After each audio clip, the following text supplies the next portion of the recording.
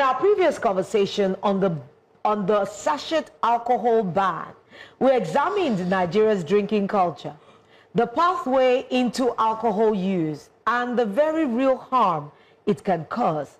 Today, we take the conversation a step further, beyond the announcement of the ban, to explore what it will actually take to reduce alcohol harm in this country.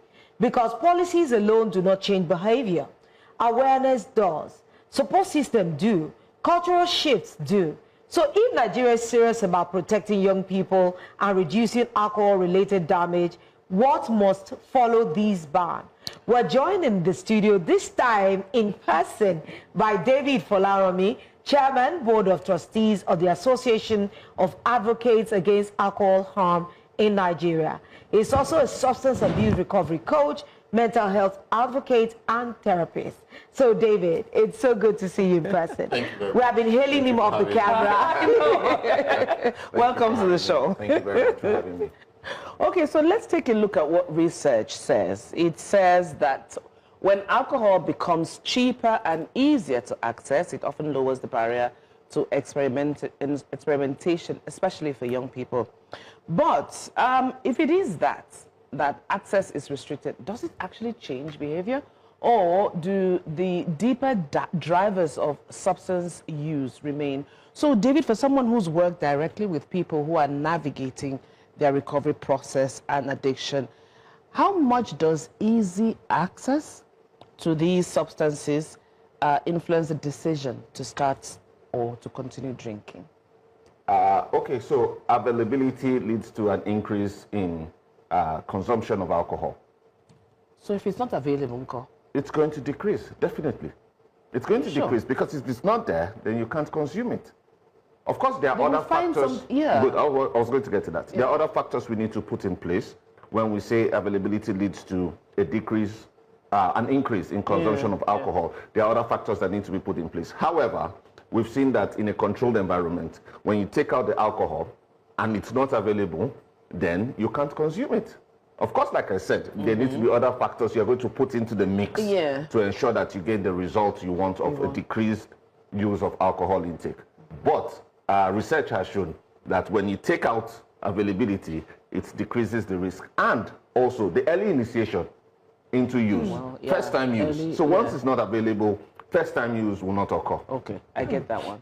It makes sense. All right, I actually wish you could actually go deeper because just as Catherine has actually said, when alcohol is no longer as convenient or even as cheap as it should be, you know, or the ban is in full effect and it's unavailable, does that typically create, you know, a pause for reflection, especially for those who are used to it, or does it make them go and look for something else, an alternative? Excellent. So in the short run, it creates a pause for reflection, right? So I'm used to buying this thing from this place, and I come out one morning and it's not there anymore. It's going to make me think, it's not there, what do I do? You know, so there's this moment of clarity that you are exposed to that makes you say, okay, this thing is not there, but then I still have the urge, there's still the craving to get something to replace that alcohol I used to consume. So if you look at the situation in the far north, which I've done a lot of work in terms of prevention, we've seen that because alcohol is not readily embraced over there, they have gotten alternatives. Yes, and some of the alternatives are even more dangerous than the alcohol. Exactly. That is what gave birth to the rise of the codeine addiction. Because they say in our religion, alcohol is not allowed. It's haram. It's a taboo. So let's take something else that is not alcohol. And they started consuming codeine, retinol, tramadol, and other very harmful substances. So eventually, to answer your question, people who are already struggling with an addiction or a disorder will look for alternatives. Just before Lolo comes there, I just wanted to add, in my time in the north, I've seen people who have actually gone to sniff gutter. Oh yeah, oh yeah. Gutter or paint. Gum. Oh yeah. I've heard gum. I've heard gum. some even takes septic tanks. Septic tanks. Okay, hold on. It's just crazy. Pins got me. You know, Pins.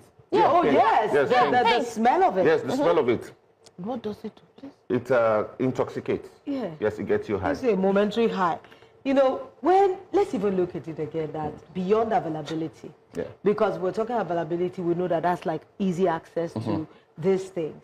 what are the real emotional and maybe psychological triggers that often sit, you know, beneath the alcohol, harmful alcohol use? Because a lot of people don't understand how addiction works. What are the emotional triggers? What are psychological triggers, you know, that are underneath the use of this excessive alcohol use? Yeah. So some people just think, oh, I just like the taste of it. Social drinkers would just say it's just like for fashion, it's just social gatherings. I wouldn't seek alcohol out on my own. But when I hear alcohol, harmful alcohol use, I know it's not just about feeling good. There must be other things that make it an addiction. Okay, so I'll start from where you stopped. The social perception. The social and cultural normalization, of acceptance, glamorizing of alcohol consumption in our country is terrible. So you have birthday ceremonies, wedding ceremonies, burial ceremonies, naming ceremonies that you serve alcohol. Must there be alcohol there? So it has become culturally acceptable. It has become a social thing that you want to organize a get-together. If you don't have crates and stacks of alcohol there, you have not ticked all the boxes. So that's the first one. Then the second one, we have poor role modeling. Yes, because the young people weren't born drinking alcohol. But then you have people that grow up with parents, uncles, teachers, guardians, who see them use alcohol all the time. Let me give you a story. 2 years ago, I was teaching in a school, conducting a prevention program in a school here in Lagos. And 3 young girls walked up to me when they were done. The moment I saw one of them, I knew she was on substances. And she began crying. And what's the problem? She said she's using cocaine. I said, how old are you? She said she's 14. Where did she get it? Where did she get that? Hold on. So how long has this started? She said, just a couple of years. I said, well, how did it start? She said, a couple of years ago, she walked into her dad's closet and saw a bottle of Hennessy. And she started drinking it because she used to see her dad drinking it. So that's poor role modeling. And the father was not even around to control what she was doing. Or to even lock the cupboard. And then he started from drinking alcohol to marijuana, and then started struggling with cocaine, and eventually went further to do several tests on her, found out she's already having a bad kidney.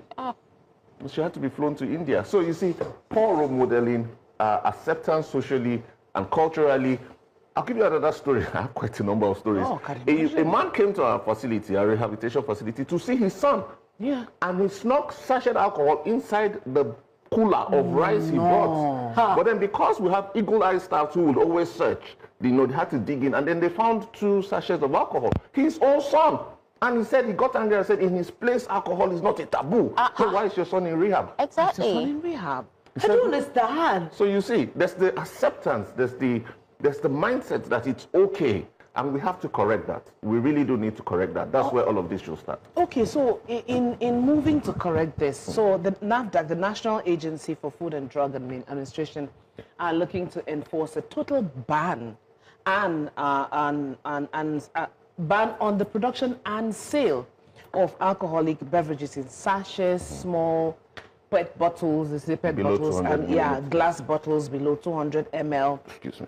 So look at this policy, for example. Do you think policies like this can interrupt the pathway into addiction, particularly for young or first-time users, and for those already struggling with dependence? Does restricting access help them, or does it sometimes complicate recovery?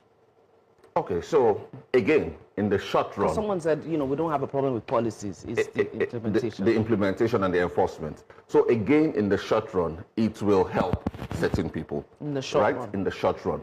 But in the long run, if other factors are not brought into play, like education, awareness, enforcement, implementation, this is going to be a waste of time, of everybody's time.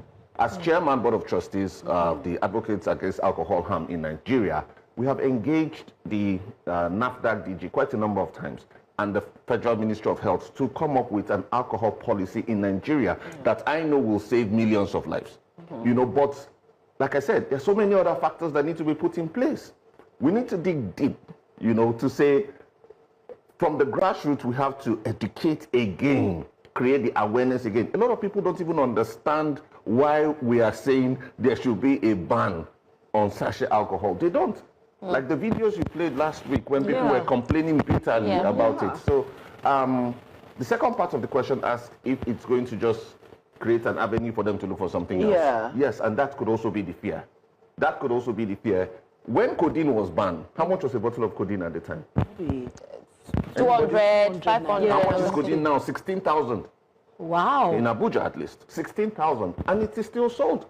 So our fear is that if this is not done properly, what we're going to experience is that sachet alcohol will become 5,000 instead of 200 or 300. Yes. And people and there are also other alternatives besides codeine. Yes, and then of course there are other newer ones. Yeah. Now, I know earlier you did talk about a pause for reflection for some of these people, and you said you do have, a lot of stories and all that. I'm wondering, in your work, have you seen moments where a barrier, whether financial, physical, or even social, helped someone reconsider their relationship with alcohol? Quite a number of times, yes. Please, just chew on that for a bit, okay, just before that. Let's quickly take a short break. When we return, Jasiri continues and we'll ask you to answer that question. We'll be right back.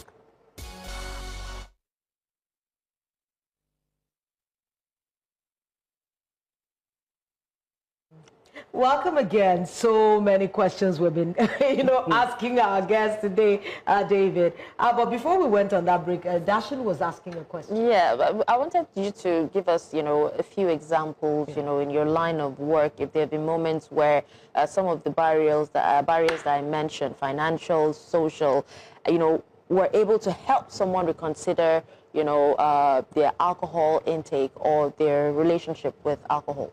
Okay, so we've seen instances where, for instance, there's a barrier on finances, because accessibility, availability, affordability, all of these things need to be put in place for a person to continue to fuel that addiction, right? So I've seen people where lack of finance made them to have a rethink on some of these behaviors. They've had a rethink. I've seen them quite a number of times. Other social factors as well.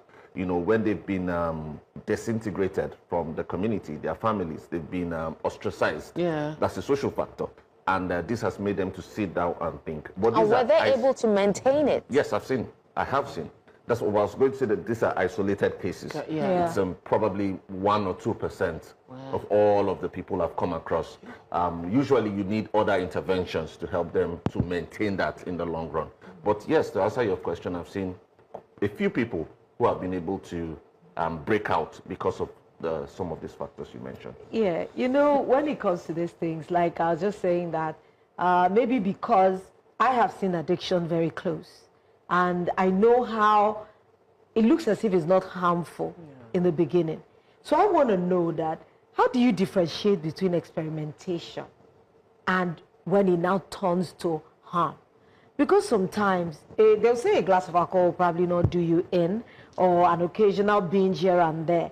But how do you know, or how does it get to that point that you can't stop and it becomes something that, you are addicted to?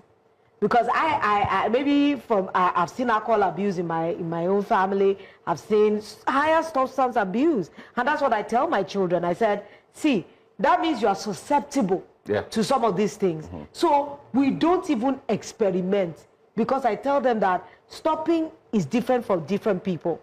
Some people might be able to come out of an addiction quicker than some, but you don't know how your own journey will be. So it's better you don't start at all. But how does a harmful once in a while drinking doesn't affect anything?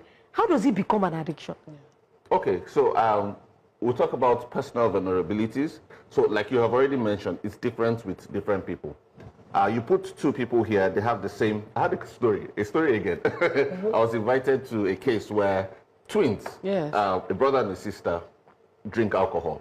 But then the brother was suffering from an alcohol disorder already. And the twin sister was getting upset. She kept saying, we drink the same thing. How is it you're sleeping in the gutter, you don't come home, you can't do work. You can't control yourself. It is his personality type. They may be twins, but they are built differently. Their psychological composition is different. The way they will react to alcohol is different. Their body mass index is different. All of these things will make them have different reactions to alcohol. So, depending on the person, you can move from experimentation very quickly to addiction, or alcohol disorder. And then how do you know a person has moved from point A, which is experimentation, to alcoholism, full-blown alcoholism, when you don't have control over your life anymore? You can't conduct regular daily activities, you know, and then you get to a point where you need alcohol to help you rest, relax, ease off stress. You need alcohol to help you function, then there's a problem. You need alcohol to help you sleep, then there is a problem. You know, so immediately that starts happening, and you start saying to yourself, I can stop on my own. Now, only you're the one talking to yourself now. I can stop on my own, but you find out that you're still drinking, then you have a problem. It has graduated to a problem. Well, many experts, you know, argue that without education, regulation becomes a temporary fix rather than lasting change.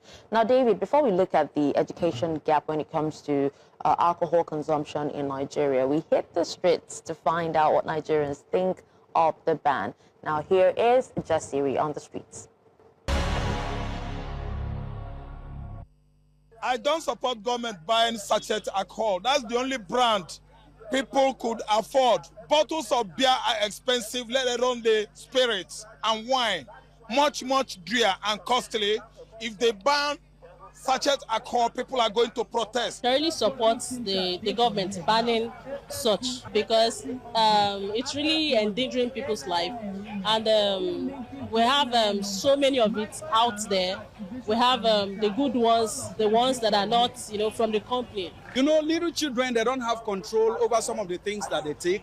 Sometimes when they take this alcohol, they misbehave, they go into all kinds of promiscuity. Some of them even commit suicide. That is why you see a lot of social vices in our country today. So whatever the government is thinking of doing or is already doing, I believe is for the general good of the youths and the children and Nigerians. It will actually protect our youths, because instead of them wasting their money on something irrelevant, they actually use their money for something reasonable. It is going to affect the livelihood of the sellers, the users, everybody. It's cut across. Even though some people will say that it's going to affect their livelihood, because that is where they make their money from and all of that. But my message to Nigerians is that it's better that people should regulate the way they take alcohol. If we look at it very well, we have so many people selling this sachet alcoholic drink. So if the government bans it, I think it's going to bring down so many businesses down. To me, I feel they should ban everything alcohol. And the reason is it's not really good. You know, we have so many people taking too much of this alcohol drink. And when they keep taking it, it's just really bad for them. The government should at least help them in, you know, when they collect these things from them, they render them, you know, jobless. We have some people that goes there very early in the morning, goes outside to try and sell. So I believe they should help them with some funds and get another business doing. I think government should look for something else to give to those people that are working in those companies. Like they should create another job opportunities for them, or they can actually use their company to maybe make something healthy for people instead of just leaving those people that they were actually involved in the alcohol stuff. I think the government should support them in many ways. Well, I can't say, because, you know, we are saying this, but it depends on what they want to do. That's the government themselves. Even if they ban these people, there are many things they've done that I don't think support comes. If they can support people, I believe people would work on doing what is right. If they can share a helping hand to make job easier for people that are selling. Because I know it's because there is no work. That's why you see some people do what they're not expected to do. People that they tell us say they don't ban alcohol, but we beg our government making they no ban our drink, because now here they use take care of my baby, use and shop. Me where I dey like this, I no get husband. Now me be husband, now me be pikin. Make it help beg our government make it no ban alcohol, because now here they use shop take care of my baby. I beg.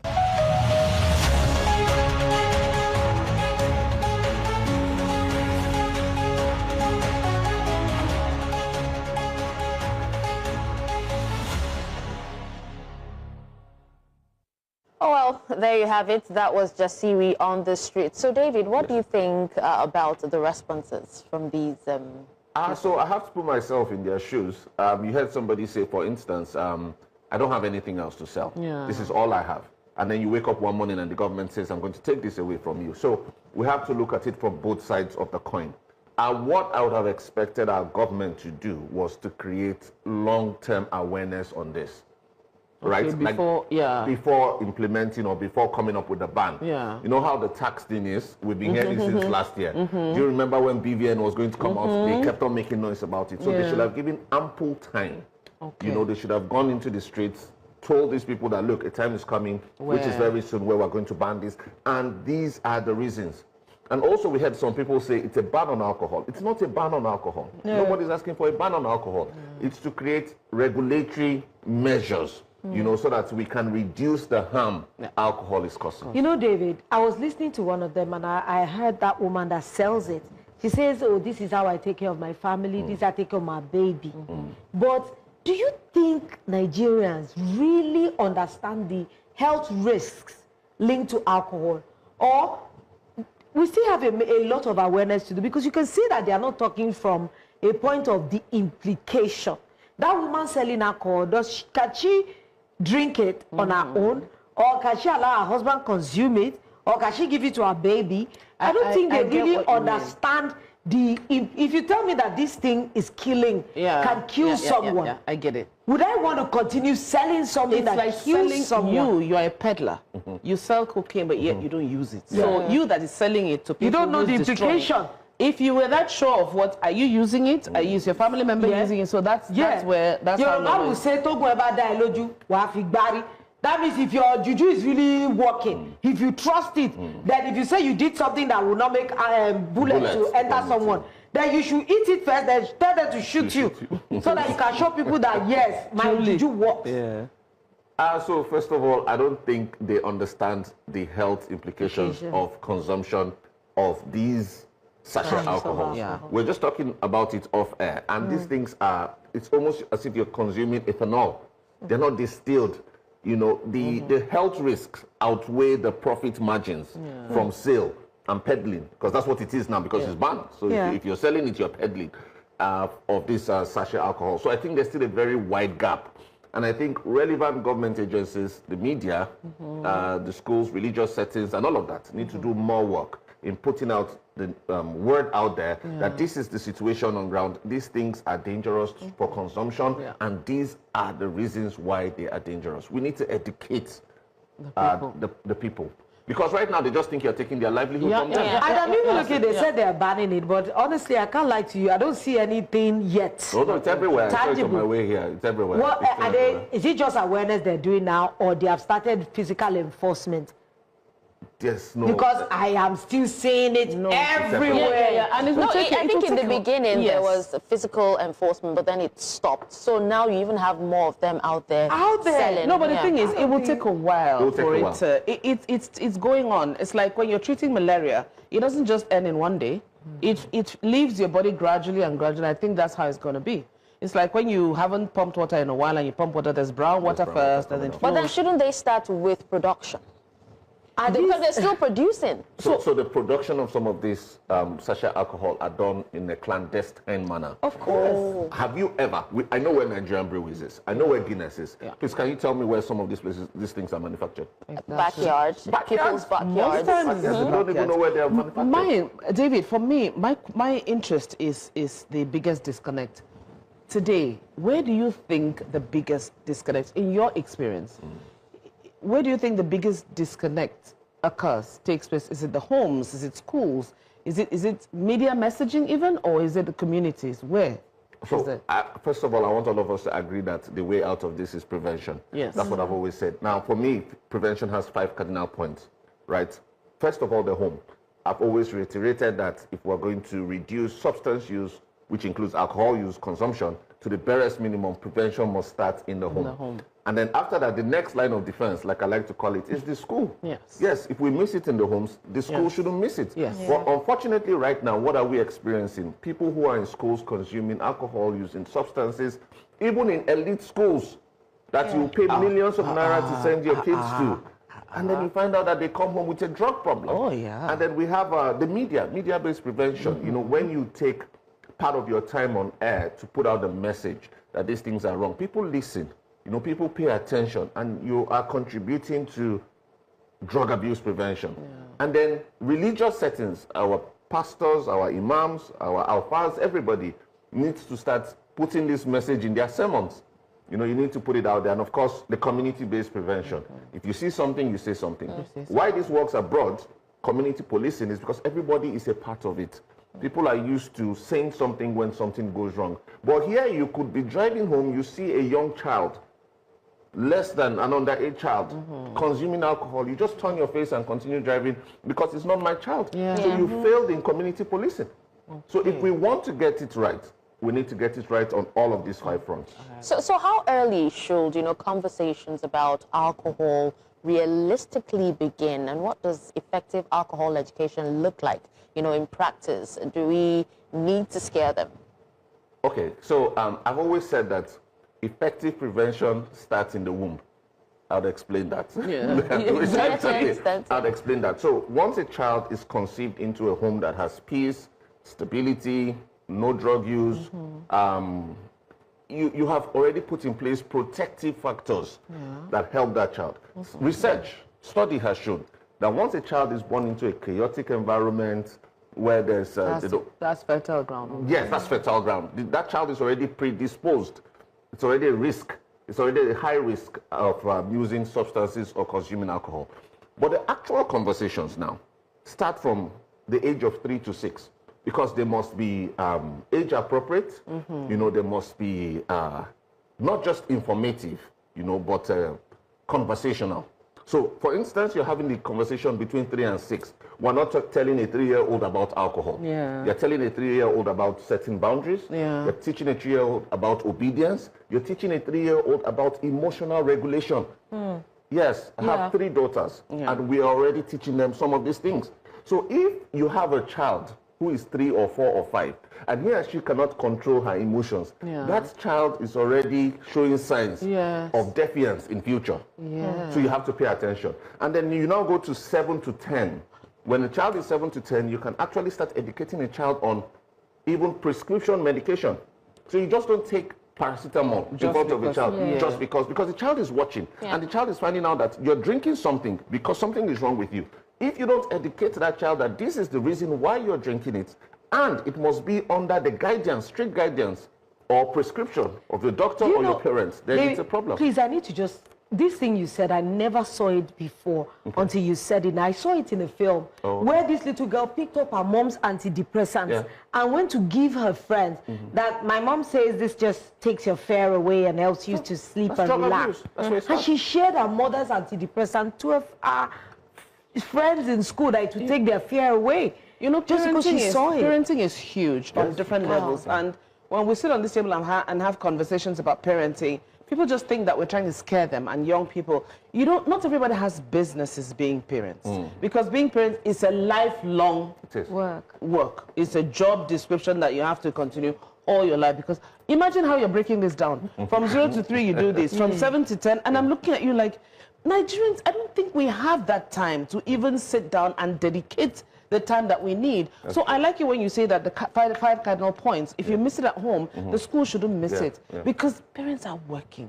And we're outsourcing parenting now to the nannies with, listen, we rarely have enough time on this table. Well, sorry, permit me to answer the last part of her question. Please do. She asked, do we scare them? Please, to everyone watching, don't use scare tactics.